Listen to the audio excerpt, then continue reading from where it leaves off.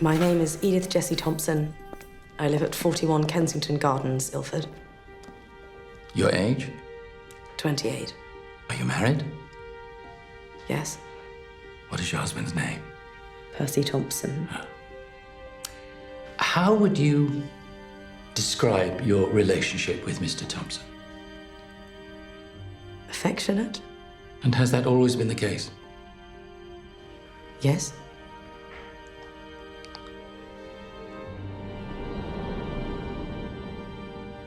Edith Thompson and Frederick Bywaters. In the roaring 20s, everybody knew their names.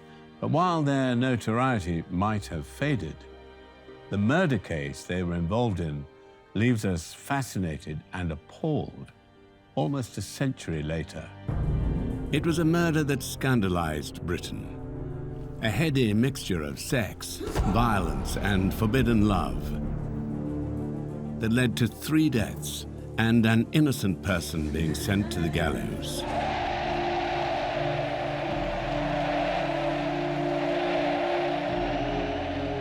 November 1918, the end of the First World War. Thousands of Londoners took to the streets in celebration. The conflict had killed 1 million Britons and fractured pre-war society. Men had gone to battle and women to work, both in unprecedented numbers. The UK itself had experienced bombing raids from Zeppelin airships, which were soon labelled baby killers. London had also been rocked in 1917 by the Silvertown explosion in the East End. A munitions factory that was providing explosives for use in the war caught fire. 50 tons of TNT ignited, leading to 73 deaths and over 400 injuries. The blast could be heard right across the capital. In the final year of World War I, the Spanish flu pandemic had infected more than 500 million people worldwide. Even the Prime Minister, David Lloyd George, had been struck down by the disease. It was no wonder that the country was delighted to see the carnage finally coming to an end. The roaring 20s couldn't come quickly enough. There was a lot of anxiety that socialism, even communism, might hit Britain. There was the unrest in Ireland. You'd had the Easter Rising. You'd also got protests going on in Egypt and India. So there were a lot of anxieties at governmental level about what could happen. Some of the attitudes were changing in relation to women in particular, because before the First World War, there'd been the suffragettes, and then women did men's jobs. And after the war, then there started to become a time when women were generally getting more freedoms. One of the most important social changes of the time was that women over 30 were given the vote. There was also a great sense of relief that people had actually survived the war, so there was a sense of wanting enjoyment. So this is when we get the dances, the Charleston, the Foxtrot, and you get the flapper girls.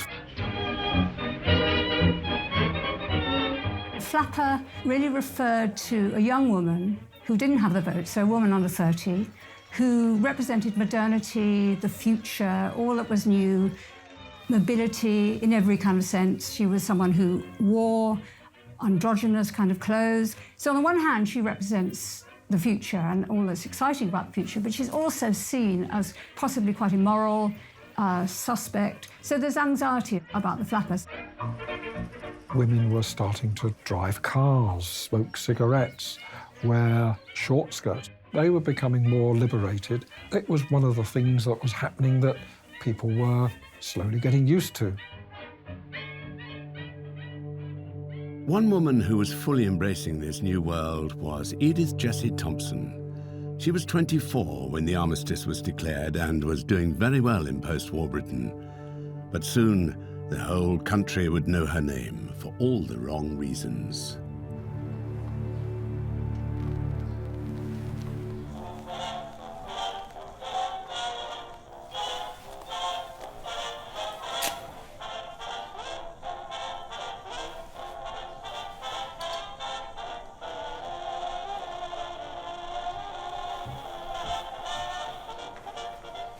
Edith Thompson was a young woman who'd done very well for herself. She came from a low-middle-class background. She grew up first in Dalston, then Manor Park. Her father was a clerk. And she was very clever, sharp and attractive, and she got work in a wholesale milliner's called Carlton and Pryor. And she had a meteoric rise through the war, and she was very efficient, very good at her job, and she was one of the manageresses. So she did enormously well. Edith was the eldest of 5 siblings and had been a lively tomboy in her youth, sociable and popular. Percy Thompson was a few years older than Edith and, like her, commuted regularly into the city for work. Percy was well turned out, earnest and good-natured. By Christmas 1909, the teenagers were an item. Edith and Percy shared a love for theatre and music hall, but whereas Edith had a particular love and talent for dancing, Percy was unadventurous.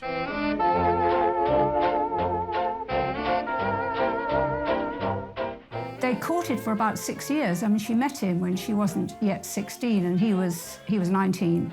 And then they finally married in January 1916 when she was just 22.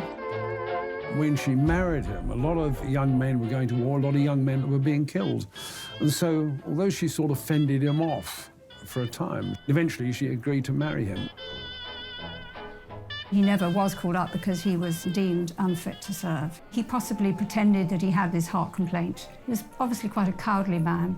Goodness knows why she was with him, because she was immensely attractive, life and soul of the party, and probably could have had any young man. Edith was shrewd and enjoyed male and female company. Her husband, by contrast, was stolid and unimaginative, even morose at times. Edith never settled into traditional married life. She did not have children, nor did she give up the job at Carlton and Pryor, where she continued to earn more than her husband. She smoked, bet on horses, and read romance novels and thrillers voraciously. She was a thoroughly modern woman. Edith's childhood dreams of great love were suffocated by humdrum reality. Despite her burgeoning career as buyer and bookkeeper for Carlton and Pryor milliners, Edith was restless. And as a result, her already strained relationship with her husband Percy was in irrevocable decline.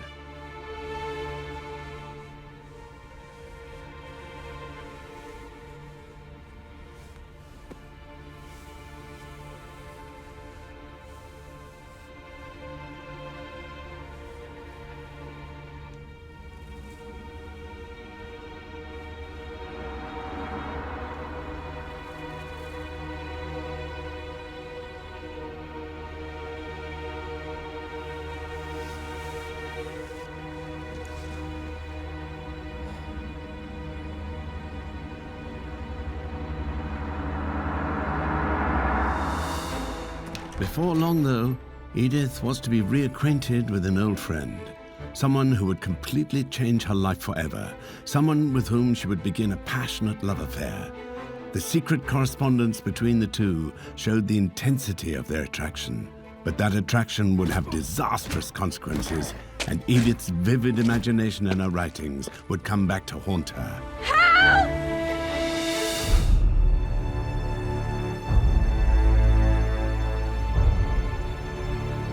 Edith Thompson was a successful career woman at the beginning of the Roaring Twenties. Her life might have seemed idyllic from the outside, but she was stuck in an unhappy marriage with her husband Percy. They were growing ever further apart. At the end of a working week in late May 1920, Edith visited her father and mother in Manor Park, just as she did every other Friday evening. This time, however, when she knocked on the door, an unexpected but familiar lodger was there to greet her.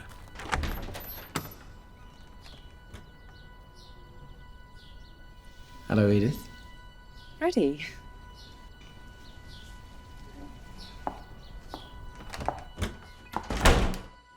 How you've grown. Can I take it back? Oh.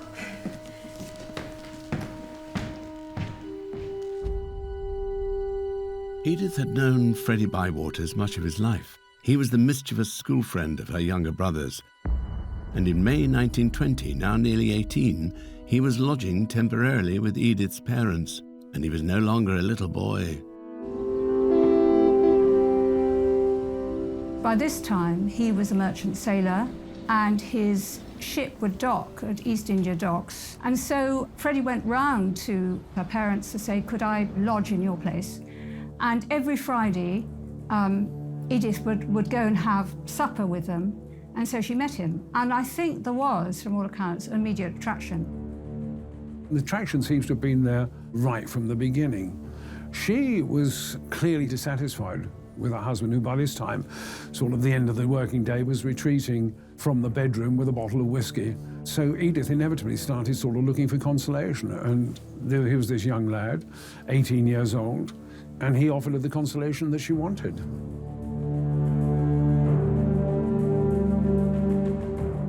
The handsome Freddie was very different to her husband.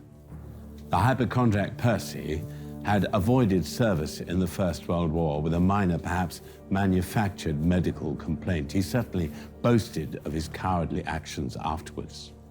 By contrast, Freddie ran away from home when he was only 15 to join the merchant navy and sail the world, where he suffered the very real threat of German U-boats. He saw exotic, far-flung lands that Edith could only dream about or read about in her books. He was physically fit. He loved football and boxing. The attraction was electric, instantaneous. It jolted Edith from her routine life and consumed her utterly. For months afterwards, they secretly exchanged flirtatious messages. It was thrillingly erotic, but for now, harmless. In the summer of 1921, Edith and Percy went on holiday to the Isle of Wight. Edith's sister Avis and Freddie joined them. At the time, there was hope from her parents that Freddie was interested in Avis, and Avis was certainly interested in Freddie. And I think no one realized that there was this attraction going on between Edith and Freddie, but nothing had happened as such. But on the Isle of Wight, they managed to get time together, and they had their first kiss, and they declared love for each other. So that was really the start of what became an incredibly passionate affair. On their return, Edith encouraged Percy to take in Freddie as a lodger. He agreed. Taking lodgers was quite a common practice. It made sense for Frederick to move into the house, so it wouldn't have been uncommon for him to take accommodation as part of his wages. Percy initially really got on with Freddie and had no inkling there was something between his wife. So Freddie stayed there for about 3 months. Then things got difficult. Percy was becoming suspicious, though. In the enclosed, stuffy interiors of the house, tempers broiled.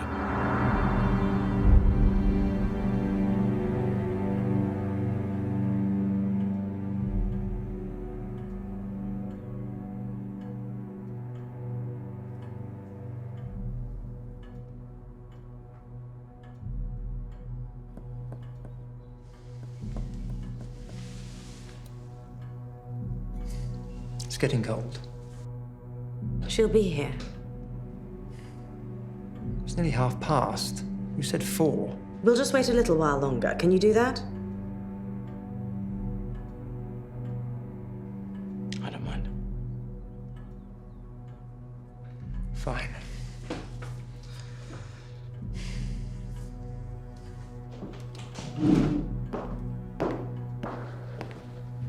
We'll all have cold tea then. Percy, No.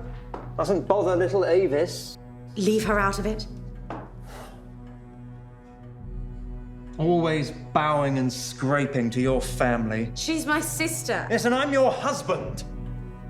And this is my house. Your house? And who paid for it? Some man you are. Hey, do not speak to me like that. Lay off her! You keep out of it. Are you all right? I said, keep out of it. You ever touch her like that again, you'll have me to deal with. I want you out of my house.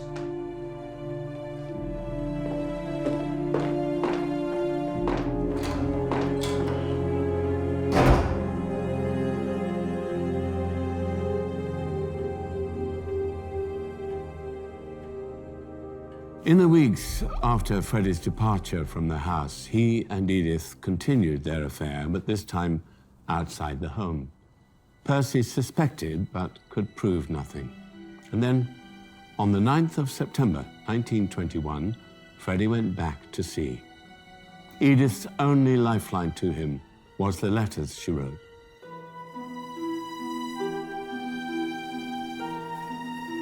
Frederick went to sea, so he'd be away for 6-week intervals.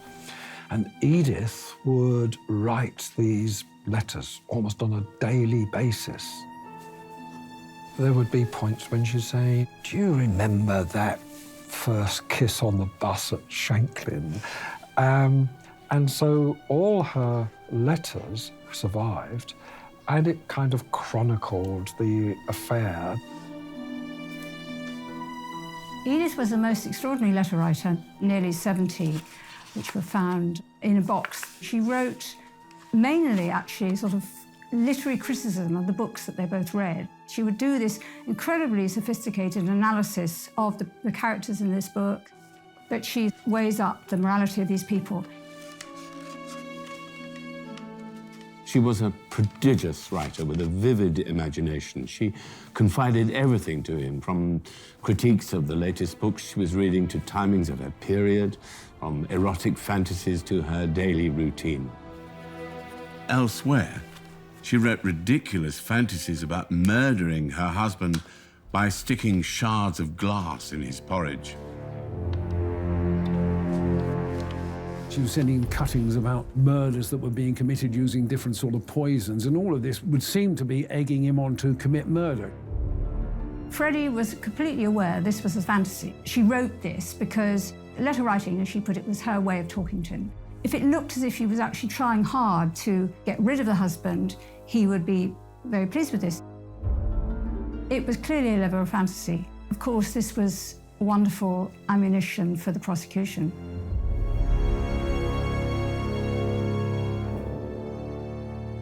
Freddie was growing concerned, however. The intensity of her passion, he worried that it wasn't good for her and urged her to think less of him each day. Freddie's letters became less frequent, much to Edith's distress.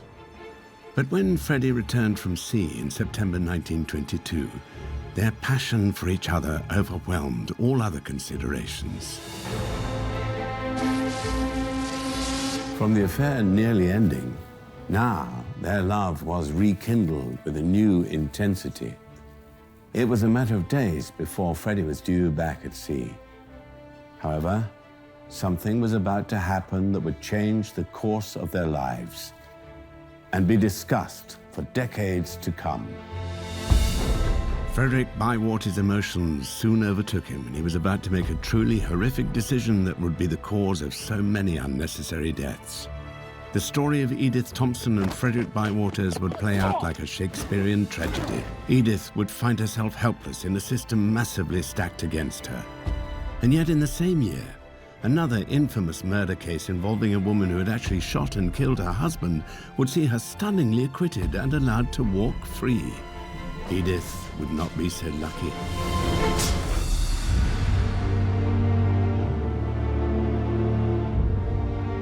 Edith Thompson's marriage to her husband Percy had seemingly broken beyond repair. She was part of a new wave of women who had emerged at the end of the First World War, and her modern lifestyle seemed incompatible with the unadventurous and at times aggressive Percy.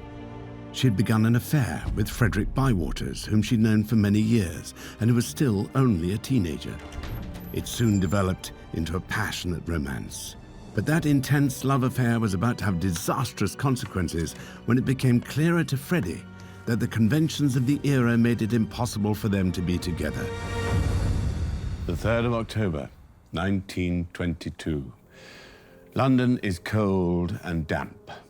Edith and Freddie meet for lunch. She feels guilty. She has plans for the evening she can't get out of.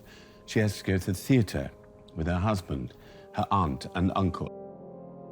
Then she joins her husband and accompanies him to the Criterion, where they watch a farce, The Dippers, and they all leave the theatre at 10:45. As the party are making their separate ways, Freddie is leaving Edith's parents' house after dinner, where he's been with some old friends. His imminent return to sea looms large in his mind. The reality of his situation is brought into sharper focus. Percy and Edith return from the theatre to Ilford just before midnight. There was under a mile between the train station and their home.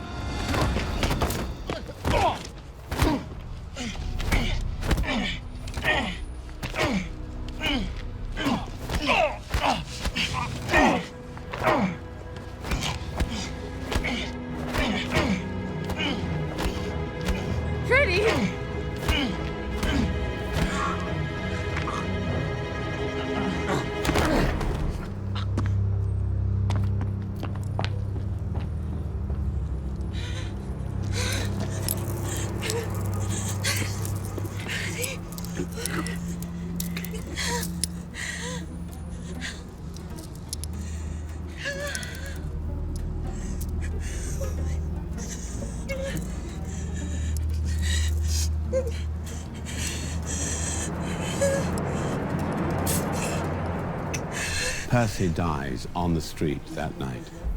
A distraught, confused Edith is taken home. She barely seems to realize that her husband is dead.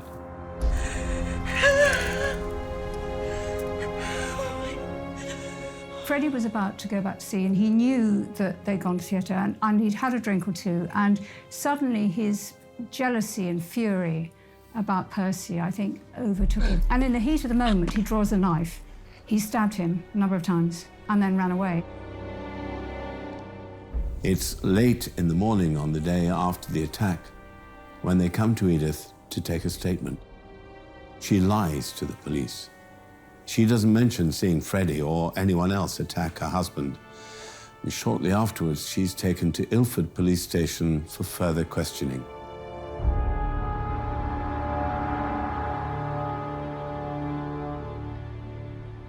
Tell me about the incident. We went to work as normal. We said we would meet at 6:15. Where? At Aldersgate Street. We then met my aunt and uncle at the Criterion, the theatre. This silly play was on. We left the theatre at about 11, the four of us. We were all getting the tube from Piccadilly Circus. Percy and I went on to Liverpool Street, and then we caught the 11:30 train to Ilford. It arrived about midnight. We then started walking home as normal. What route? Along York Road, then Belgrave. We had just got to between De Vere and Ensley Gardens. We were walking on the right-hand side, and then Percy went into the roadway. I went in after him. He fell up against me. He was staggering, bleeding. From where? Where was the blood coming from? His mouth, I thought. You did not see anyone else? No other person was present? I can't remember seeing anyone. There certainly wasn't anyone when he fell up against me, I know that. I got hold of him with both hands, and I helped him over to the wall. He stood for a minute or two, and then he slid down onto the footway. He never spoke. And where were you at this time? I fell down onto the ground with him. You did not shout out or scream, or... You cannot remember? No. I see. The police knew that Percy's mutilated body told a completely different story. The attack on Belgrave Road had resulted in 8 wounds to his side, another along his arm, with more cuts sliced on his chin and jaw. But it was the 3 deep wounds to his neck that were fatal. One penetrated the floor of Percy's mouth, another severed the carotid artery. It had been a frenzied, violent assault. Percy had been stabbed several times, and one of the wounds was a serious wound in his neck. Edith ran for help to the neighbours. A doctor came, examined Percy, who was at that time in a big bad way. Help! Edith clearly had no idea this was going to happen. She was absolutely horrified. She was saying, "Oh no, don't," you know, and people could hear this. Edith may have been trying to protect Freddie, or may have still been in complete shock over the incident. Whatever the reason, she was maintaining a version of events that simply could not have happened. I got up off the ground and I ran along to Cortlandt Avenue. I was going to call Dr. Maudsley, but I met this lady and gentleman first. I told them to get a doctor, that my husband was ill, something like that. Words to that effect. The gentleman said he would go. Yeah. There was this whole crowd by the time the doctor arrived. He took so long. He had a look at Percy. And? And he told me he was dead. An ambulance came, took him away. I didn't. They took me home. 2 policemen. They took me.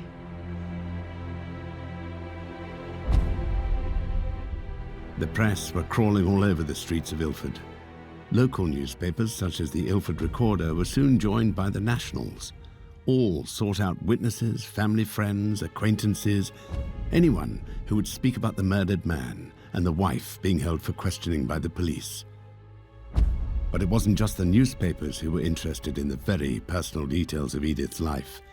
The police knew they needed to find someone with a motive for the attack. Do you know a man named Frederick Bywaters? Yes. Yes, I've known him several years. We were at school together. Well, we weren't. I wasn't, I mean, but my brothers were. Freddie works on ships now. Freddie? He's away a lot at sea. Do you see him when he's home? At my parents'. He visits my family. He's always done that. He was at school with my brothers. Yes, you said. Mr. Bywaters was a lodger of you and your husband for a period last year, was he not? From the 18th of June. He came as a paying guest. Yes. He paid 25 shillings a week. I see. Well, he was with you from June the 18th till the beginning of August, 1921. Yes. That August bank holiday, do you remember? Yes. That weekend, did anything happen?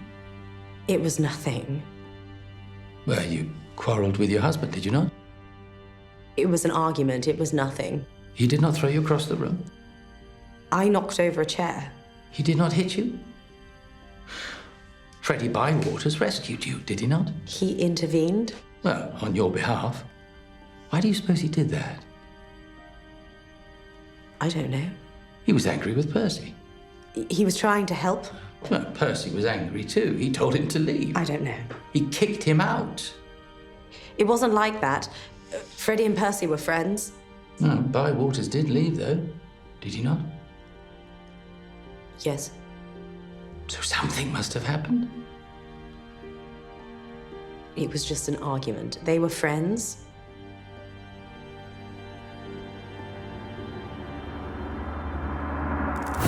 Edith Thompson and Frederick Bywaters were much more than friends, though, as the police were starting to realize. With Inspector Wensley growing ever more suspicious, Edith wasn't helping herself by sticking to a clearly impossible explanation for the death of Percy Thompson. Events would soon spiral completely out of control for Edith, as the trial of the decade would soon hit the courts.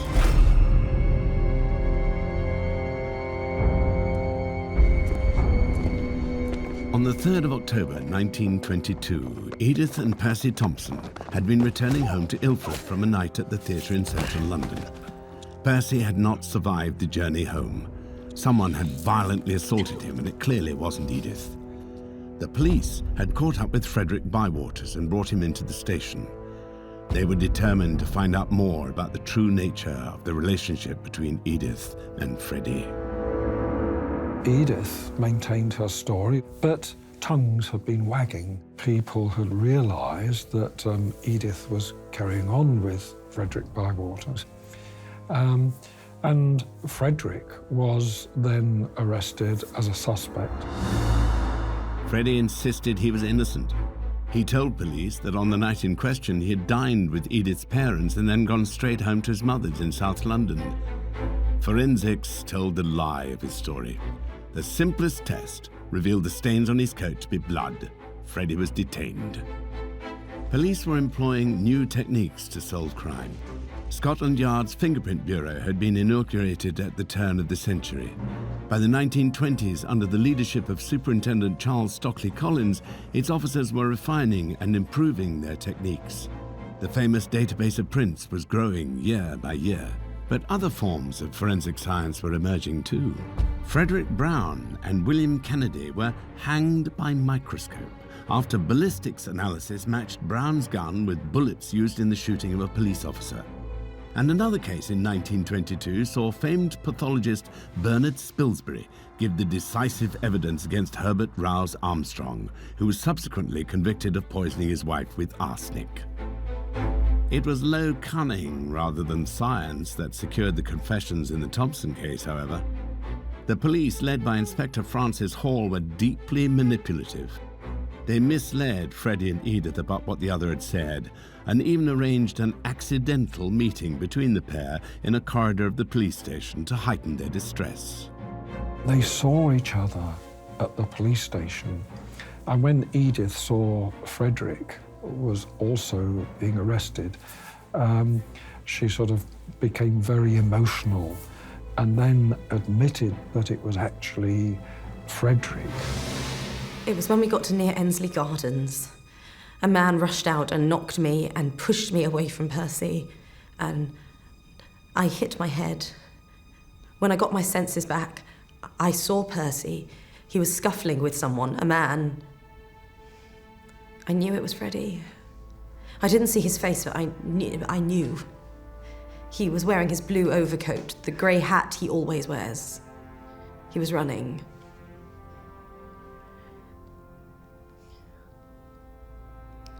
I didn't want him to do it. Once it was admitted by Edith that Frederick was the assailant, Frederick could no longer maintain this defence of it not being anything to do with him.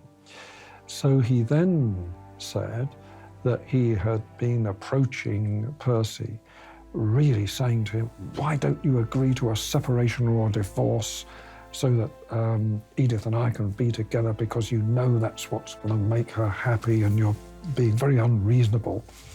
But he said then that Percy had threatened him with a gun and that he'd had this knife and he had to defend himself. Well, there was no gun found, and that was fictitious. So even his second defence didn't really have any credibility. Freddie finally confessed to the murder. He insisted Edith knew nothing of his actions, but the police by now had recovered Edith's letters to him.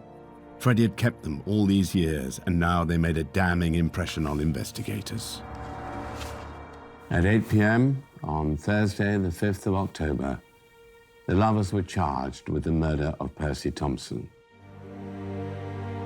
The trial of Freddie Bywaters and Edith Thompson began at the Old Bailey on the 6th of December 1922.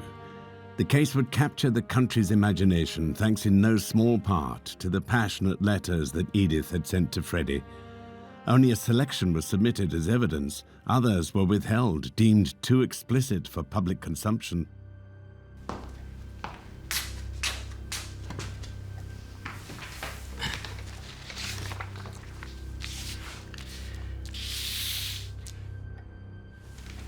These are addressed to Mr. F. Bywaters. Do you recognize them?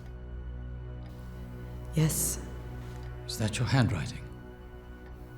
Yes. Did you usually exchange letters with Mr. Bywaters? It was a habit. It's an unusual one for a married woman. These letters are affectionate. Is that fair to say? Yes. And Mr. Bywaters' replies, are they couched in similar terms? Where are those letters? I don't have them.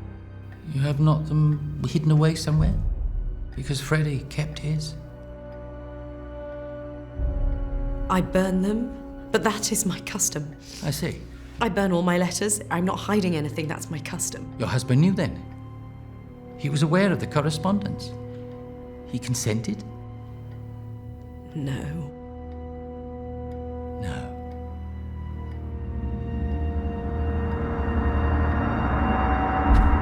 In the country, there had been great sympathy for the young lovers. Many were captivated by the elegantly dressed Edith and touched by Freddie's conduct. His only defense would have been to blame Edith, the older woman, for seducing and corrupting him, inciting him to murder. Throughout, however, Freddie stuck to his story. Edith had nothing to do with the crime. When he killed Percy, he acted alone. As the trial went on, though, it was his lover's reputation that soured. This is not just the letters, is it, Mrs. Thompson? No. You do not just see Freddie at your parents'. No. The two of you, on occasion, meet when he is home. Is that right? Yes. Without your husband's knowledge? It was a habit.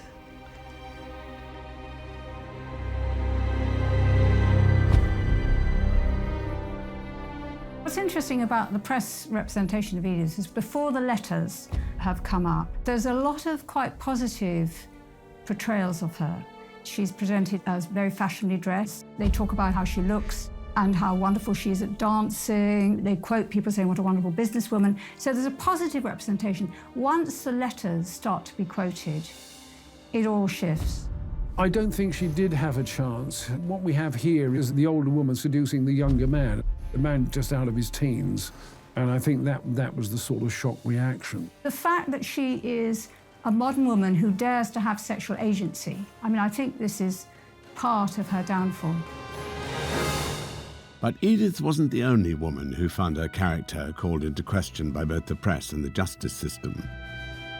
1923 was the year of highly dramatic cases involving women accused of murder.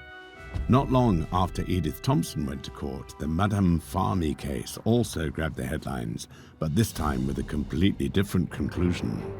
The Madame Farmy case was quite a cause célèbre in its day. But who she was and what her background was a mystery. Nobody knew really much about her past until after the trial. It turned out quite the scandalous background to her. Marie was a French woman who had worked as a prostitute, and she married Ale Farme, who was a millionaire Egyptian. And they came to London in 1923 and stayed in the Savoy Hotel. It was at the Savoy, during a huge thunderstorm, that the killing took place. Following a massive argument in front of other guests, Madame Farmy later shot and killed her husband with a pistol that he had given her for protection.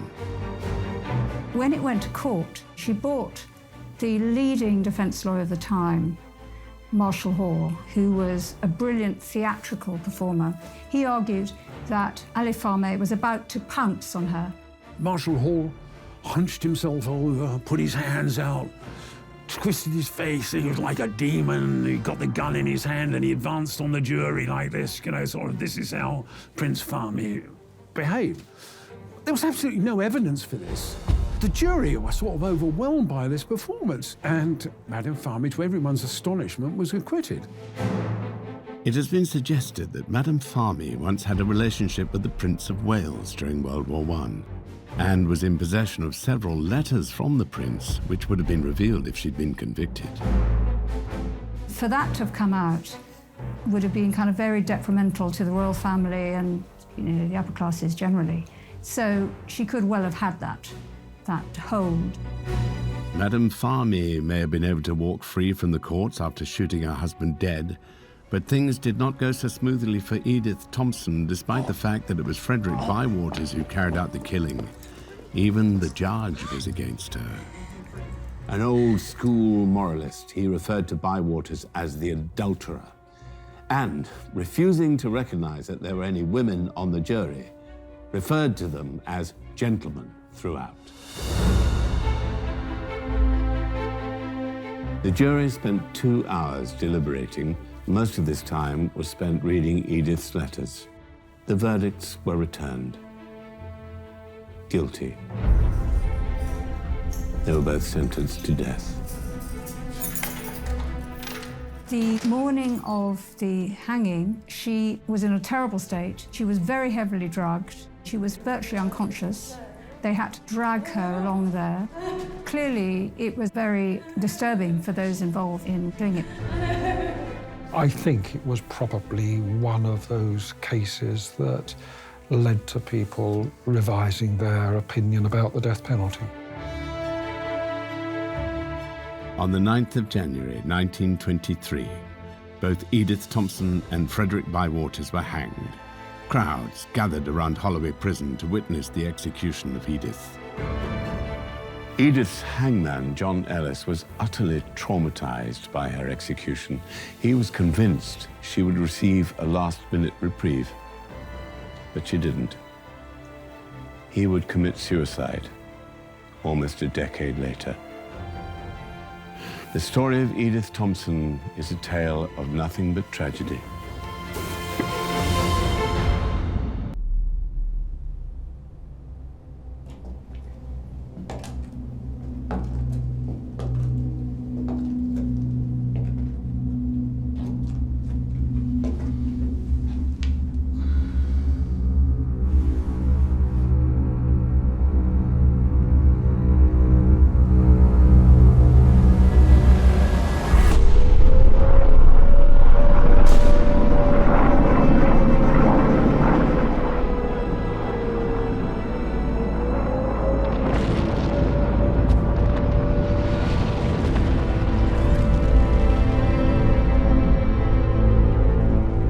Grim and dark days of the Blitz, when the nation stood together against the evils of Nazi Germany, have always been a strong influence over Britain's image of its own character.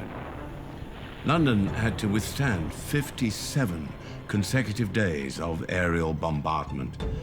The city's inhabitants had to observe the strict regulations of the Blackout, which made life so much harder for the German bombers, but also for the Londoners themselves. It's difficult to imagine now what life was like in London in 1940, not knowing whether you were going to be alive the next day, the next week, which must have been very difficult for people to cope with. By 1941, the city had a tremendous number of bomb sites and derelict sites. It was taking a real beating. It wasn't so much the deaths that were the problem. It was the amount of homelessness, the number of people that were bombed out of their houses and ended up with nowhere to live, nowhere to go. They didn't know where to turn. They didn't know what to do about money. They didn't know what to do about their possessions. And so there was a lot of chaos. There were supply shortages to exploit, empty and bomb-damaged homes to loot, and huge numbers of young men to entice with drink and prostitution. From 1939 to 1945, crime rose by over 50%. An undermanned police force struggled to cope.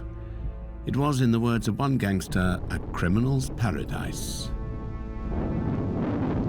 There was this great darkness at night, which gave opportunities, if you like, for people to commit crime. People didn't know whether they were going to live, whether they were going to die.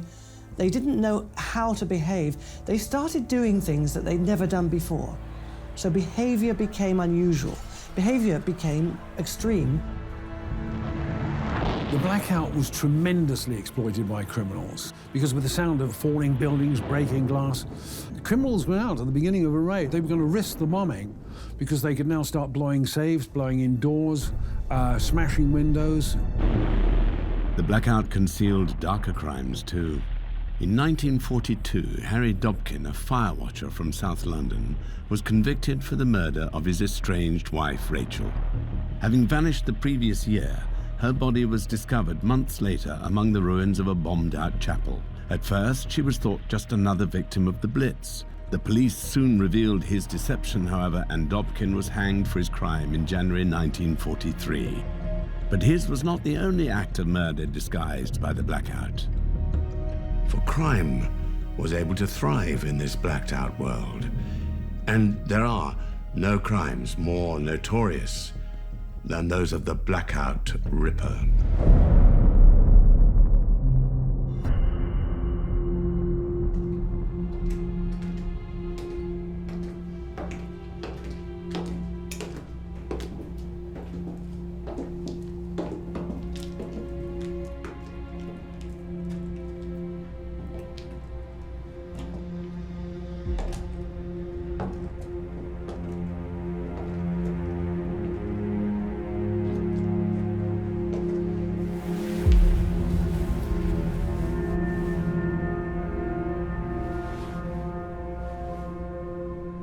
On the morning of Monday, the 9th of February, 1942, Detective Chief Superintendent Frederick, otherwise known as the Fingerprint Man, was called to an air raid shelter where the body of a young woman had been found. Frederick had been head of the Fingerprints Department since 1938, but despite his seniority, he still insisted on visiting crime scenes himself, always armed with his trusty magnifying glass. On her neck were the telltale marks of strangulation. To Superintendent Cherrill's experienced eyes, the pattern of bruises could mean only one thing. Whoever did this was left-handed.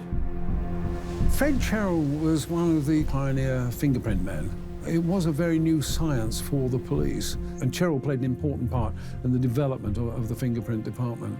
It's something that we take for granted today, but it was under, Fred Cherrill particularly, where fingerprints and palm prints really became a recognised expertise. And he's one of the people who have really contributed very largely to Scotland Yard's reputation. Fingerprint technology had come a long way since its first usage in the late 19th century. By 1942, the Met's Fingerprint Bureau had thousands of records on file. But records aren't much use without something to compare them to. All police had were the body and the woman's belongings strewn across the cold floor of the bomb shelter.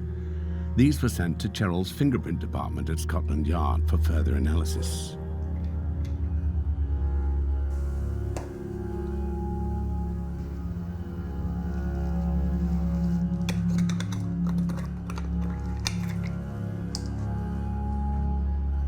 The fingerprints had really started to be introduced into police work because sometimes criminals would come to court and it wouldn't be clear whether or not they had a previous conviction in another court under a different name. What Frederick Cherrill did was to establish a means of identifying single fingerprints found at crimes.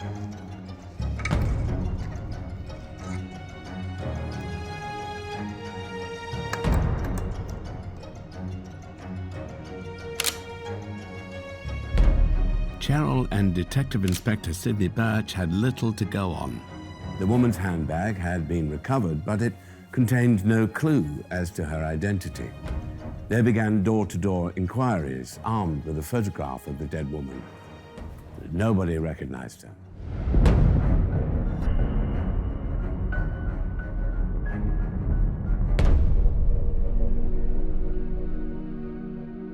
He was found on Wyndham Street, just around the corner from the shelters. All the prints of the victims.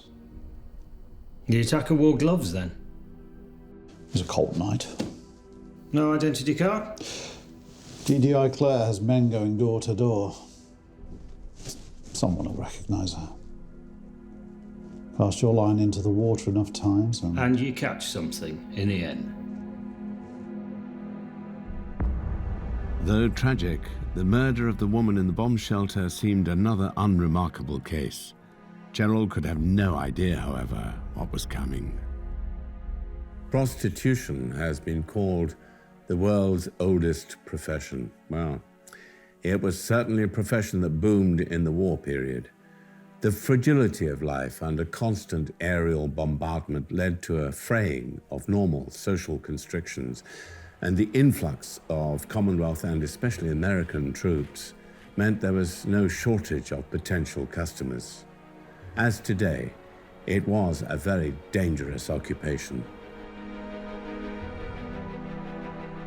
I think it's fair to say that prostitution has always been with us. It hasn't been unusual throughout history, and it wasn't unusual at this point either. People were going to have a good time, because who knows, then tomorrow they might be dead. There was that kind of attitude, perhaps, which affected how people behaved. Street prostitution didn't become illegal until 1959, so prostitutes, of course, were out on the street. And what they would do during the Blackout to attract customers, they would use torches, flash that they were sort of available. They would use whistles. And, of course, the bomb shelters and the underground shelters and dark doorways, these were places where they can actually service their customers. Fingerprint analysis of items found at the crime scene had revealed nothing. The killer had probably worn gloves, and they had little else to go on. But although they had made no progress in identifying the killer, one other mystery was soon solved. The police's door-to-door inquiries in the Marylebone area eventually identified the dead woman found in the air raid shelter as Evelyn Hamilton. She was a 40-year-old qualified pharmacist, originally from Newcastle. The post-mortem confirmed that she had been strangled to death. There were no defensive wounds on the body, only scratches on her shoes gave any hint of a struggle. Whatever happened to Evelyn Hamilton, it had been fast and unexpected. But what the police didn't know is that this would be the beginning of a deadly spree in blacked-out London. The days that followed would test Superintendent Cherrell and the Metropolitan Police to the limit. They would soon be faced with ever more terrifying murder scenes and a frustrating lack of evidence to go on. But their persistence meant that any mistake the killer made would be quickly seized upon. When the press became aware of the string of murders, it would spark a frenzy across the capital as another ripper had arrived in London. There was no time to lose.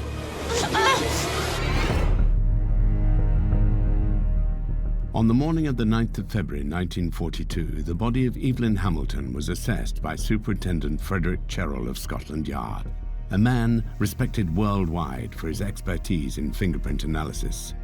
But he had no prints to work on at this crime scene, only the contents of Evelyn's bag found next to a strangled corpse. But just as he began to work on this case, more news would arrive. Fingerprint office. It is. I see.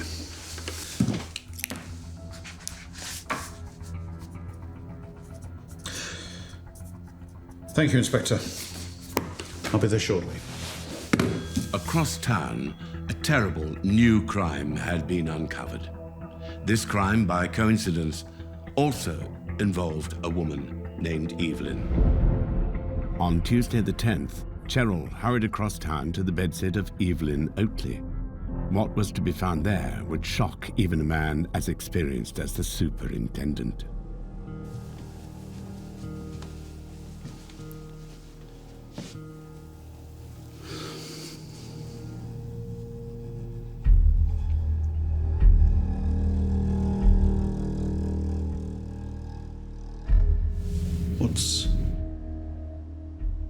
What is that between her legs?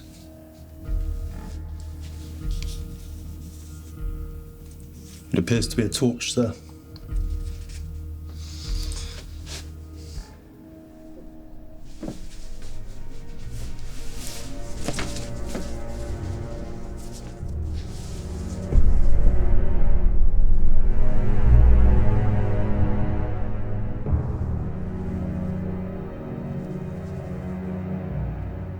Evelyn Oatley had suffered a brutal assault. Her killer had attempted to strangle her before cutting her throat with a razor.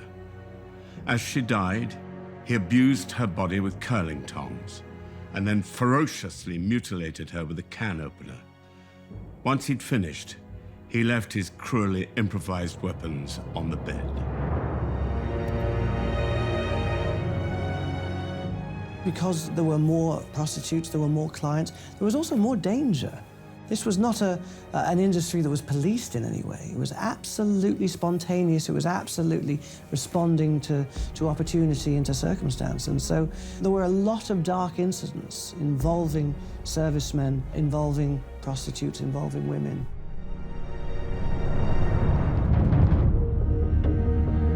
Opportunity and circumstance also fueled one of the Blackout's other social problems, that of looting. Looting was actually a capital offence, and it was seriously suggested that looters should be shot if caught. This may be a partial explanation why the War Reserve constables were given rifles, not so much to shoot at the enemy, but to shoot at looters. The War Reserve was set up in 1939, and these were volunteers who would supplement the police on the streets.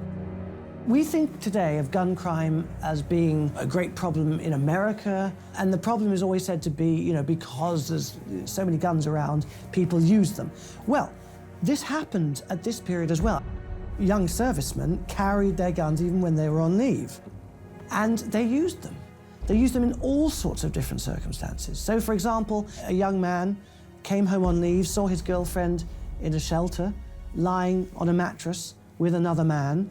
His instinct was to become furious and to open fire. There was another case where a young man at Oxford University had access to a gun from the shooting club who went mad and started shooting people in the quad. Shot one person dead, hit another. He was found guilty but insane, sent to Broadmoor. The fact is that there was a surprising amount of gun crime happening, and it was happening because there were a lot of guns around. The large number of guns may have been unusual for the British population, but it would have seemed second nature to the influx of American soldiers who'd arrived in the country to fight in World War II. There'd be quite a cultural clash between the two peoples. I think there were a lot of social changes taking place, and one was the Americanization of British culture. American movies, American music. A lot of people really didn't like it at all. They felt it was very cheap. They felt that it was very superficial and it had no place in a much richer British culture. But one unusual manifestation of this was what became known as the Cleft Chin murder. One of the American GIs who found himself stationed in London was a man named Carl Hulton. He met an English girl, a striptease artist called Elizabeth Jones. There was an instant magnetism, but this attraction, however, would prove ultimately fatal. I think she was probably impressed by this great American Army truck that Hulton drove, which was actually stolen. And she had this fantasy that she wanted excitement and a life of crime. She thought, well, perhaps they could be a bit like Bonnie and Clyde, I suppose. Instead of tackling banks, their first target was a girl riding a bicycle who Carl pushed off the bicycle and took her purse. The second was a hitchhiker. Hulton hit her over the head with an iron bar and left her by the ditch of a canal. They took her money and again went back in the truck to Hammersmith. Fortunately, the young woman survived. After this series of petty crimes, Hulton and Jones decided they would profit more from the robbery of a London black taxi driver. The unlucky victim was a man named George Edward Heath, whose defining feature was his cleft chin. They asked him for a ride to Chiswick, for which he charged them 10 shillings, which was a lot of money in those days for a taxi ride. Eventually, they asked to be put off, and Hulton had a loaded gun and shot him. The two of them robbed him. They took his purse, they took his money, coins. identification papers, petrol coupons, these were all thrown out of the car, and they drove back to London. The body was found sometime later. George Heath was identified. His car was missing, but they knew that it was RD 5353, and that was circulated to the police, who were on the lookout for it. They were easily arrested. They were brought to trial. They ran a cutthroat defense. They both blamed the other one for what went on. Hulton was found guilty and executed. Jones was found guilty and sentenced to death, but she actually wasn't executed. Her death sentence was commuted, and actually she only died in the 1980s. But the public feeling of revulsion, of anger at these events was so great that graffiti started appearing saying that she should be executed, you know, hang her, started appearing on walls. And this was a very, very odd little case of these two people who had, you know, considered themselves gangsters. They wanted to live the American gangster lifestyle. George Orwell even wrote about them in his essay The Decline of the English Murder, and wrote, "There is no depth of feeling in it. The background was not domesticity, but the life of the dance hall and the false values of the American film." He goes on, "Jones declared that she wanted to do something dangerous, like being a gun moll. Hulton described himself as a big-time Chicago gangster." He concludes by saying, "Perhaps it's significant that the most talked-of English murder in recent years should have been committed by an American and an English girl who'd become partly Americanized." The Cleft Chin murder appalled a nation that expected its citizens to band together in a time of war. But the Blackout Ripper case was a different beast entirely.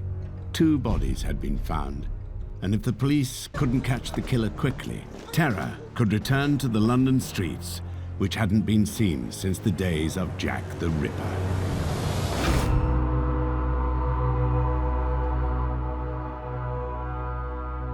February 1942. In the blackout of wartime London, the Metropolitan Police were investigating 2 murders committed over successive nights. The victims were Evelyn Hamilton and Evelyn Oatley.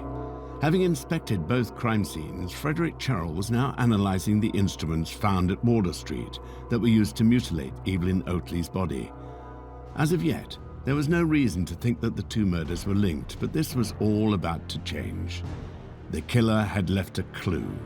Cherrell discovered a greasy fingerprint on one of the objects taken from the murder scene. As he lifted the print, he noticed something. Ah, Inspector. Sorry to bother you so late. No, I'm afraid no matches yet. But there was something. You heard about that business on Wardour Street? Yes, that's right. It's nothing perhaps, but it seems that was a left-handed job as well. Inspector Cherrell finally had a bit of evidence to work with, a fingerprint of the killer. But now began the laborious task of going through all the records in Scotland Yard in the hope of finding a match. The police believed that if they could find a match, then they would be solving 2 murders at the same time. The police were convinced very, very quickly, because of the way the bodies were mutilated, the weapons that were used, that they were linked. The murderer had caused sort of particular injuries to the victims, so it was clear that there were significant things that they had in common with each other.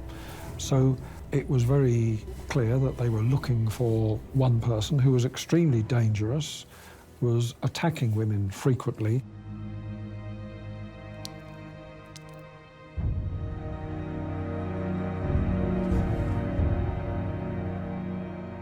Whoever the killer was, Cherrell could not find a match.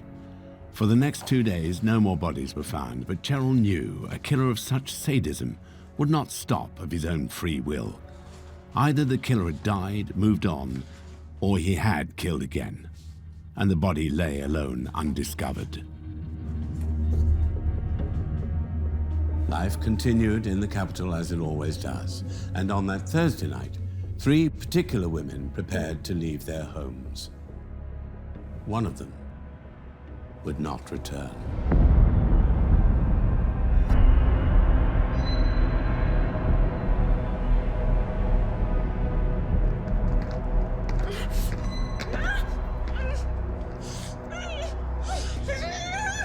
Is someone there?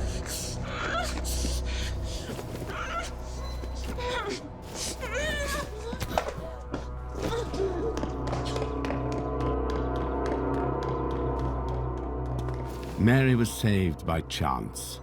An 18-year-old night porter was passing by a doorway in St. Albans Street when he spotted the flash of an electric torch. When the young porter called out, the Blackout Ripper sprinted down the street, disappearing into the night. Mary was left barely conscious, but alive. The Blackout Ripper had been frustrated. He hadn't satisfied the overwhelming craving he had awoken within him. It urged him on. And so fixed was his mind on this one desire, he didn't realize he'd made a crucial mistake.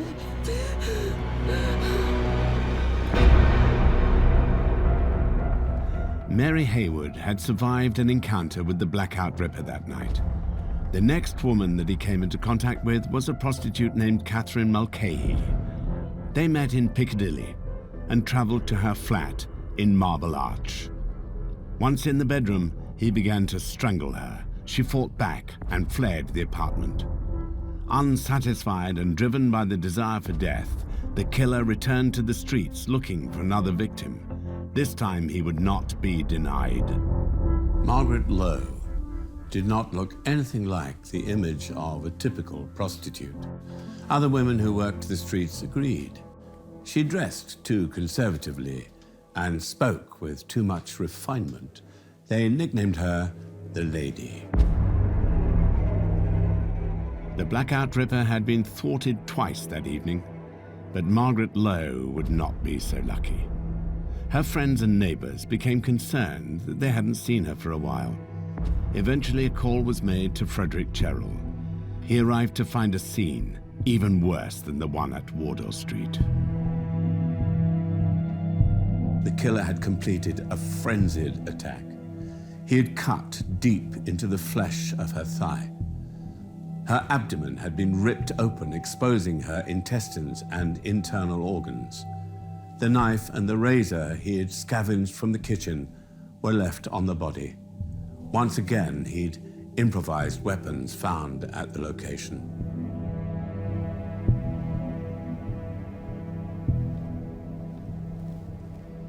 What about the candle? Found inside the victim. They're right-handed prints. I did notice. You sure they're your man? You are a right-handed man, aren't you? Yes. Let's say my fist is the candlestick, and this pencil here is the candle. How would you go about removing it? Naturally enough. But imagine there were wax around the base of the candlestick, holding it tight.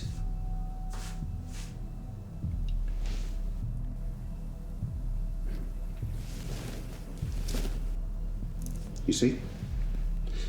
You had to use your other hand, your left hand, which is the natural thing to do for a right-handed man. But a left-hander, now, would use his right. Precisely. Right-handed prince. Left-handed man.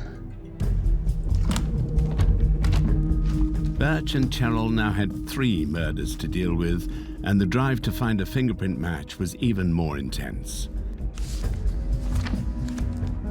Fortunately, the Fingerprint Bureau at Scotland Yard had been a leading innovator in this new science.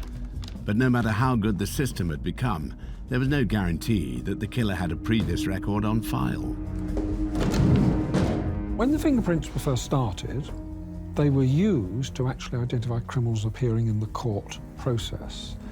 But some people thought it ought to be possible to take a finger mark left at the scene of the crime and then match it up. So they developed silver powder, which would be brushed on with a very soft brush. You would have had to use tape. That would have been put on a glass slide. Then that would have been photographed. Many of the major developments in the study of fingerprints had not actually been made in Britain, but in India by a man named Edward Henry, who devised what became known as the Henry classification system. Edward Henry, who became commissioner at Scotland Yard, came up with the system that, according to whether you had a loop or a wall pattern on your fingerprint, and by looking at your thumbs and fingerprints, he actually worked out a way of classifying these fingerprints, and it ended up into 1,024 different categories and permutations, and that formed the basis for how police could store and retrieve fingerprint patterns. At that time, you have points of comparison, similarity in arches, whorls and loops. It was a long process, but of course, within a very short time, you then get fingerprints being sent by wireless, and of course today, much more scientific.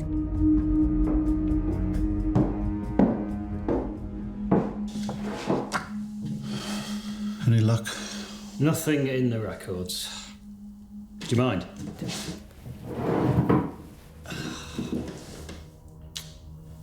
It was a long shot. Yes. One cannot help wondering what he might be doing tonight, though. It's never best to think on that, Fred. We're doing all we can. No. No, you're right. Let's cast our lines again tomorrow. See what we can catch.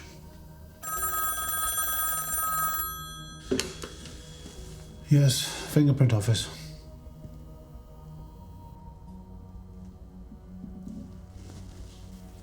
Thank you. There's been another one, Birch. We're on our way. Cheryl and Birch raced across London to a fresh murder scene. The Blackout Ripper was showing no sign of slowing down. How many victims would there be before he was finally caught?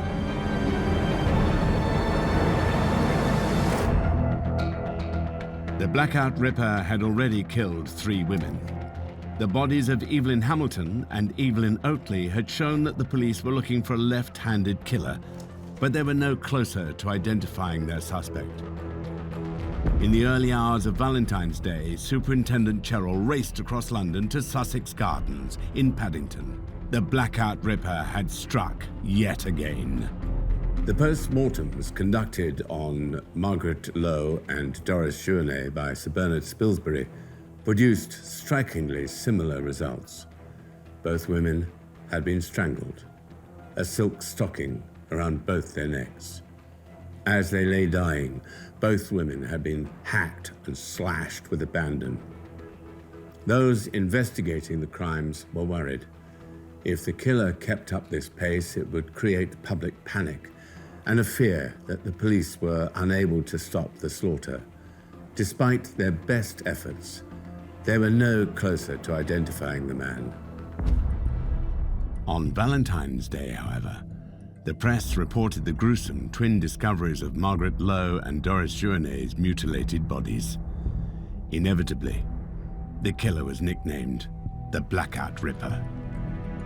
In the early part of the Blitz, the press was very limited in what it could say about certain things. So even though this was happening in 1942, at a point when the war was starting to turn in the Allies' direction just for the first time, you know, there was still this sort of thirst, this hunger for, you know, a good old-fashioned murder story.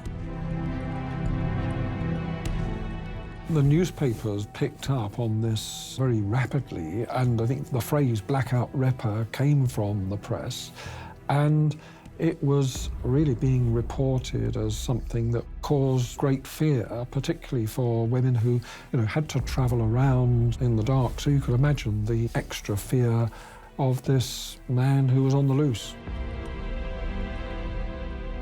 Even the Times was full of it, not just the more tabloid papers. So yes, the press were very happy to go to town on human interest, murder, crime stories, even though you know, the war was going on around it, and you might think the war would be a much bigger story overall. But no sooner had the story broken than it was nearing its end. After receiving so many calls to inform him of the discovery of further bodies, Frederick Cherrell was finally about to receive some good news. Fingerprint office? What? How? The Blackout Ripper had made a crucial error. It hadn't been at one of the murder scenes, but when he'd been thwarted in his attack on Mary Haywood. The night porter, who turned up at just the right time to save Mary, found a serviceman's respirator had been left behind by the assailant. It had the number 525987 printed on it. The night porter delivered the respirator and the injured Mary to the police station on Savile Row. Thinking at first it was just an assault they were investigating, no connection was made to the Blackout Ripper. But the police did contact the RAF and trace the respirator's owner. It was a young man named Gordon Frederick Cummins. He was 27 and had been in the Royal Air Force for over 6 years. Cummins was married, but he had a reputation amongst his fellows for drinking and womanizing. He was often out and furtively sneaking back in late after curfew.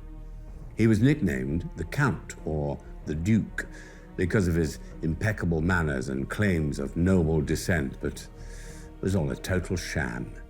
He was from a modest background in Yorkshire. None of his family suspected he had a darker side.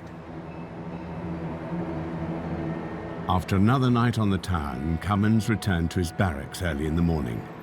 The police were soon there too. They took him to West End Central Police Station, where they questioned him about the attack on Mary Haywood. Cummins was charged with assault. He was soon under suspicion of far worse. In Cummins' quarters, police had found a pen personalized with the initials of Doris Journet. They also found a comb belonging to one of his victims and a cigarette case bearing the initials of another. They were certain they had their man. Of course. Thank you for informing me.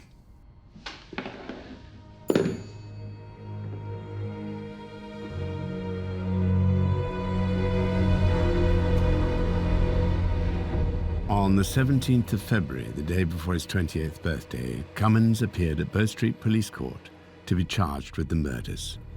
It was at this stage that Cummins was fingerprinted by Superintendent Fred Cherrell. He signed his name, Cherrell noted, with his left hand.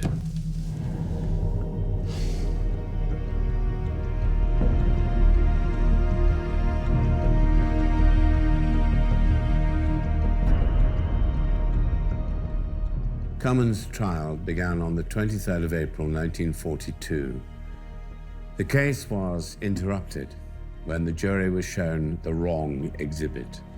The judge ruled that this compromised the jury's ability to try the case properly, and he dismissed them. A new trial with a new jury started a week later. Cherrell was to be a key witness for the prosecution.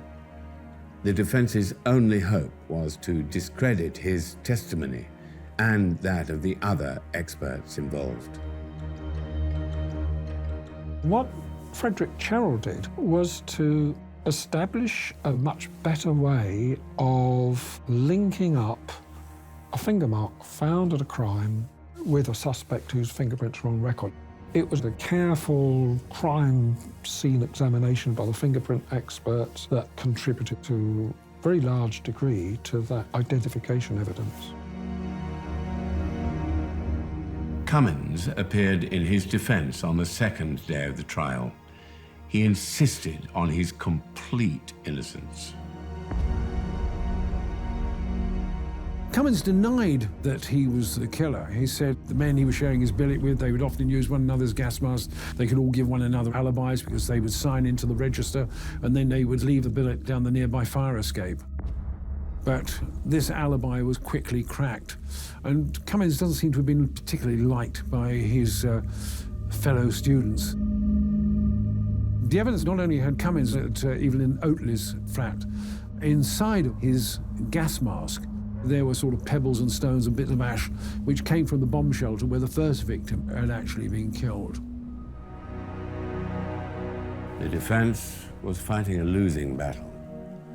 The judge clearly gave more credence to the prosecution case, calling the fingerprint evidence an important, if not essential, link, and Cheryl probably the greatest expert on fingerprints in the kingdom.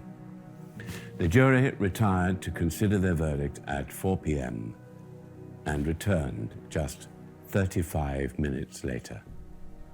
Cummins was found guilty and sentenced to death. He continued to insist on his innocence and appealed, of course, but that was rejected.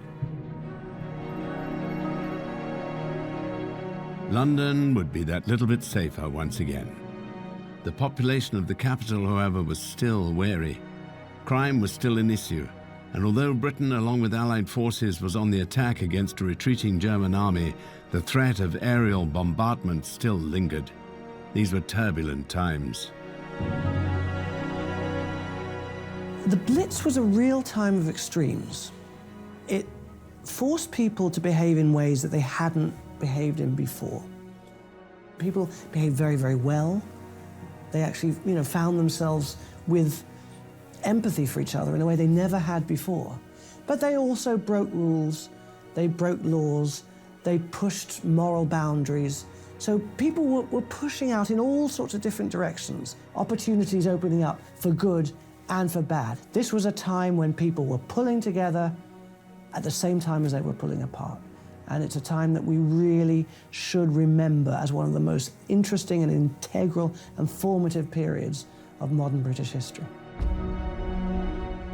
For the family of Gordon Cummins, the fact that one of their loved ones was a brutal murderer was probably too much to comprehend during this already mixed-up era. They started a mass campaign of letter writing in order to earn him a reprieve from the noose. The Home Secretary at the time, Herbert Morrison, received dozens of letters outlining supposed holes in the case. Those letters are still on file in the National Archives. Mr. Cummins himself enlisted the help of the Archbishop of Canterbury and the Prime Minister's wife. All these letters received the same response. I have considered sympathetically and carefully all the circumstances of the case. I regret I have failed to discover any grounds which justify me in advising His Majesty to interfere with the due course of the law.